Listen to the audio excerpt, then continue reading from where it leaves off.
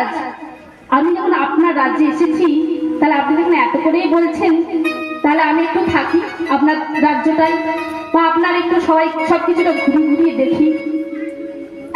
ওমা বলে, নারদ, তোমার কাছে কিন্তু আমার কথা একটা আছে। কি কথা?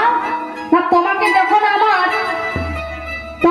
আমার সারা জম্পুরিটা ঘুরাবো, তুমি কিন্তু হরি নাম একবারের জন্য বলবে না।